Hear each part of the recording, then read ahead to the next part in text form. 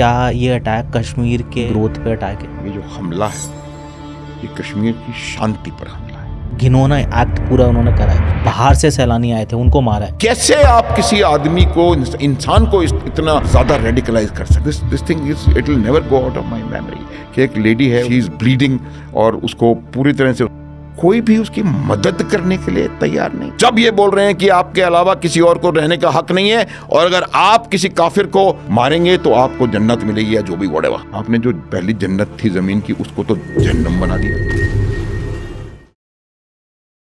कश्मीर के अंदर में टूरिज़्म एक बहुत बड़ा इकोनॉमिकल बूम लेके आ रहा है। जब से 370 आर्टिकल सारी चीज़ें हटाई गई थी गवर्नमेंट की तरफ से, उसके बाद में धीरे धीरे टूरिज़्म में काफ़ी ज़्यादा ग्रोथ हमको देखने को मिली थी। बट पिछले साल अप्रॉक्सीमेटली फिगर्स हैं 25 लाख टूरिस्ट आए थे कश्मीर।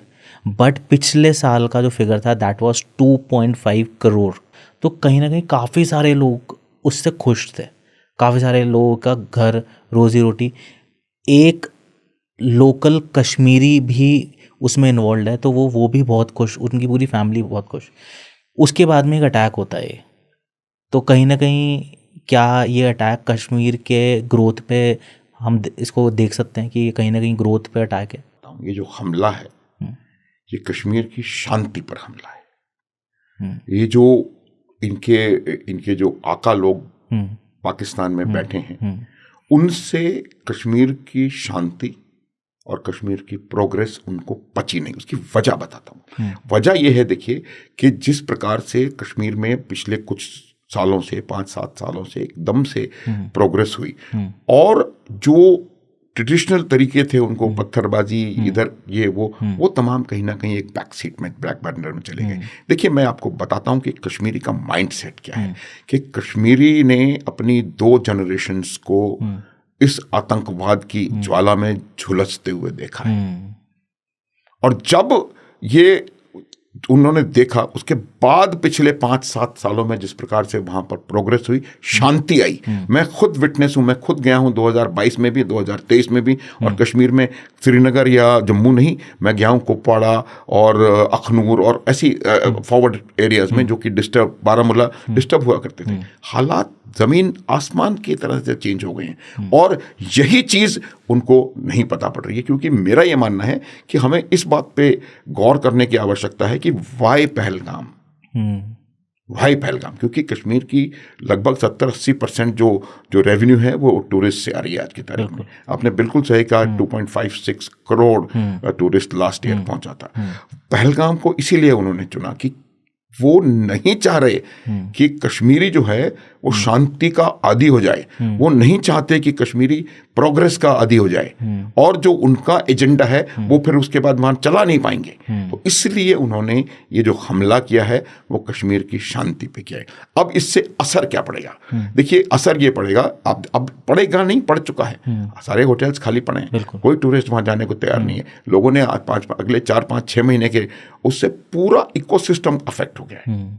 इसीलिए आप देखेंगे कि आज की तारीख में कश्मीरियों का जो रिएक्शन है, आज से पहले आज तक कभी ऐसा नहीं हुआ कि किसी ऐसे इंसिडेंट के बाद कश्मीरियों ने एक तिरंगा उठा करके और इस इंसिडेंट की निंदा की। एक भी इंसिडेंट की आज तक निंदा नहीं हुई। अब जब बुरहान वानी जैसे लोग मरते हैं तो लाखों लोग उसके जनाजे में जाते हैं। तो ये जो शिफ्ट है वो एक एवरेज कश्मीरी के सोच में शिफ्ट है। और सोच के मैंने वजह बता दी आपको। वजह यह है कि वो कश्मीरी अपनी आने वाली 2 जनरेशन्स को इसमें झुलसता हुआ नहीं देखना चाहता। लेकिन यही पाकिस्तानियों को और पाकिस्तान की आर्मी को, ये उसको, उनकी पाकिस्तान की आर्मी को मंजूर नहीं है, इसीलिए उन्होंने इस पे हमला किया। अब परिस्थिति ये है, जब मैं वहां हुआ करता था, मैंने बहुत साल, 1.5-2 दशक वहां मैंने कश्मीर के अलग अलग हिस्सों में निकाले हैं। तो जब वहां बहुत बड़ी पॉपुलेशन थी जो कि भारत के खिलाफ थी, बहुत बड़ी पॉपुलेशन थी जो कि फेंस किनारे पे थी, खिलाफ नहीं थी, डायरेक्टली इन्वॉल्व नहीं थे, लेकिन वो हमारे साथ भी नहीं थे। आज मुझे लगता है कि लगभग 99% और मे बी मोर जो है वो शांति चाहते हैं। 99% और मे बी मोर चाहते हैं, डेवलपमेंट चाहते हैं, और वो हो रहा है। लेकिन जो 1% है, 1% तो डायरेक्ट जो लोग हैं, वो 1% अगर आप उसको रियल नंबर्स में काउंट करेंगे तो एक बहुत बड़ी संख्या है, वो नहीं चाहते। तो ये लोगों की ओपिनियन को स्विच करने की कोशिश करते हैं। तो ये मेरा मानना है कि वहाँ के लोग जिस प्रकार से तरक्की कर रहे थे, तो ये आप पूरी तरह से समझ लें कि ये हमला अर्थव्यवस्था पर, ये हमला शांति पर, basically it's an attack on peace in Kashmir. उनको वहाँ की शांति नहीं पच रही थी, डेवलपमेंट ऑन इन कश्मीर। वो 500 रुपये दे के पत्थर नहीं मरवा सकते थे, क्योंकि वो आदमी 1000 रुपये घोड़ा चला के कमा रहा था। तो बहुत डेलिबरेटली प्लान्ड, इसको बोलते हैं planned, deliberately, meticulously planned operation है।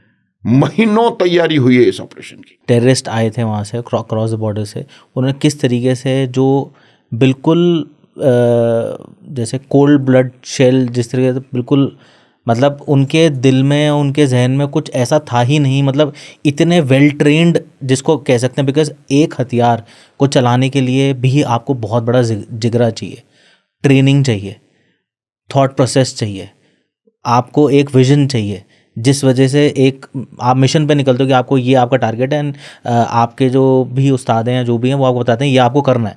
तो वो जिस तरीके से करा गया सर, ये जो घिनौना एक्ट पूरा उन्होंने करा है, जो वहाँ पे टूरिज्म और जो बाहर से सैलानी आए थे उनको मारा है, इसको किस तरीके से देखते हैं सर? देखो, ये जो रेडिकलाइजेशन ऑफ माइंड है, अब इसका आप वापस, क्योंकि वो अभी का टाइम में हुई है ये बात, जो 7 अक्टूबर को इजराइल में हुआ। हाँ। आप देखो क्या हुआ था उधर, कैसे आप किसी आदमी को, इंसान को इतना ज्यादा रेडिकलाइज कर सकते हैं। वहां पर एक ये this thing is, it will never go out of my memory, कि एक लेडी है, उसके शी इज ब्लीडिंग, और उसको पूरी तरह से उसके कपड़े उतार रहे हैं, उसको कोई भी उसकी मदद करने के लिए तैयार नहीं है। ये देखा सबने, उसको आप जाकर के टच, क्या, what kind of mind set is this? ये माइंड सेट जो है, जो उनका एजुकेशन इकोसिस्टम है, जो कि उनको शुरुआत से, इसीलिए मैं असीम मुनीर के लिए कहता हूं ये मदरसा ट्रेंड है, मदरसा एजुकेटेड है। धार्मिक उन्माद इसके दिमाग में है, और वही उन्माद उसको इतना ज्यादा बढ़ा करके इनको दिया जाता है। कोई इंसानियत है ही नहीं। आप मुझे बताएं यार, कि बॉक्सिंग में भी दोनों के ग्लव्स बराबर होते हैं, तभी बॉक्सिंग शुरू होती है। आप कैसे कोल्ड ब्लड में लोगों को मार डालेंगे? लेकिन ये सब आपको बताया जाता है जब आप इतने से, तब से जो एजुकेशन इकोसिस्टम है उसको क्रैक करने की जरूरत है। जब ये बोल रहे हैं कि आपके अलावा किसी और को रहने का हक नहीं है, और अगर आप किसी काफिर को मारेंगे तो आपको जन्नत मिलेगी, या जो भी वड़ेवा, तो दैट इकोसिस्टम आज की तारीख में कम होता जा रहा है। लेकिन वो चीज है कि आपको जन्नत, आपने जो पहली जन्नत थी जमीन की, उसको तो जहन्नम बना दिया। कश्मीर तो जन्नत थी, और फिर आप जन्नत में जाके वहां पर देखने ख्वाब दे रहे हो जिसको, जो आपने देखा। तो मेरा ये मानना है कि ये इतना जबरदस्त इनका ब्रेन वॉशिंग होती है, इतना जबरदस्त इनका इंडॉक्ट्रिनेशन होता है, हेट्रेड। जब तक आपके दिल में बहुत ज्यादा नफरत नहीं है, तब तक आप इस प्रकार का काम कर ही नहीं सकते। हमारे तो इतिहास में यही पढ़ाया गया है कि आप जब तक, आप अगर रथ पे हैं तो रथ वाले से लड़ेंगे, पैदल हैं तो पैदल वाले से लड़ेंगे, महारथी हैं तो महारथी से लड़ेंगे। ये है भारत का इतिहास, ताकत है। वो ऐसा नहीं होता कि आप एक महारथी हैं और एक चींटी जैसा आदमी है, उसको 4 गोली मार दें।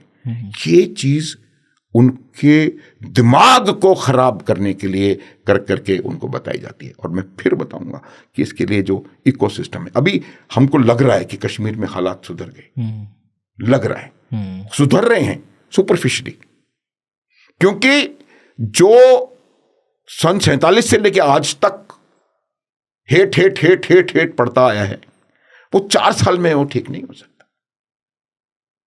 उसको ठीक करने के लिए जो अगली जनरेशन है उनको यकीन करना पड़ेगा कि वो इस प्रकार का कोई काम न करें, न होने दें। और वो तभी होगा जब आप कन्विंस हो जाएंगे कि ये जो चीजें हैं, ये जो ब्रेन वॉशिंग है, ये जो एजुकेशन, इसीलिए जरूरी है कि जहां भी आप जाएंगे तो एजुकेशन अगर ठीक है तब हालात सुधर सकते हैं। तो मेरा ये मानना है कि हम लोग इस चीज को समझें और कहीं ना कहीं इसको टारगेट करने की जरूरत है।